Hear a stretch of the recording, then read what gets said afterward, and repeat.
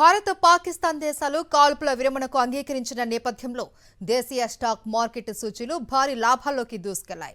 America China trade tax, Russia Ukraine మధ్య కాల్పుల విరమణ చర్చల్లో పురోగతి లాంటి అంతర్జాతీయ అంశాలు మార్కెట్లలో జోష్ పెంచాయి. దాంతో దేశీయ స్టాక్ మార్కెట్ సూచీలు ఆకాశమే హద్దుగా పైకి ఎగిశాయి. ట్రేడింగ్ ప్రారంభం నుంచే సూచీలు భారీ లాభాలతో దూసుకెళ్లాయి. మదుపర్ల సెంటిమెంట్ బలపడడంతో దలాల్ స్ట్రీట్లో పండుగ వాతావరణం కనిపించింది. భారత్ పాక్ మధ్య కాల్పుల విరమణ ఒప్పందం ఖరారైన నేపథ్యంలో దేశీయ స్టాక్ మార్కెట్ సూచీలు దూసుకెళ్లాయి. అమెరికా చైనా వాణిజ్య చర్చలు, రష్యా ఉక్రెయిన్ మధ్య కాల్పుల విరమణ చర్చల్లో పురోగతి వంటి అంతర్జాతీయ అంశాలు ఇందుకు తోడయ్యాయి. దీంతో మన సూచీలు ఆకాశమే హద్దుగా పైకెగిశాయి. ఇంట్రాడేలో సెన్సెక్స్ 3,000కు పైగా పాయింట్లు లాభపడగా నిఫ్టీ 25,000 మార్కుకు కాస్త దూరంలో నిలిచింది.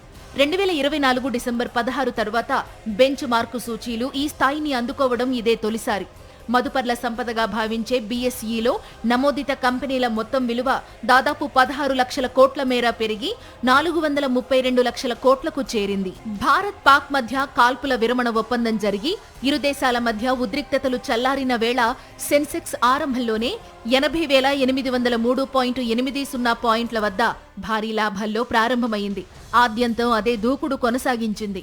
ఇంట్రాడేలో 3,000 పాయింట్లకు పైగా లాభంతో 82,495.97 వద్ద గరిష్టాన్ని తాకింది. చివరికి 2,975.43 పాయింట్ల లాభంతో 82,429.90 వద్ద స్థిరపడింది.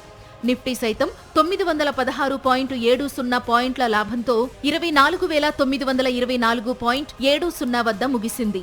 డాలరుతో రూపాయి మారకం విలువగా ఉంది. సెన్సెక్స్ 30 సూచీలో Sun Pharma, IndusInd bank మినహా మిగిలిన షేర్లు లాభాలు చవిచూశాయి.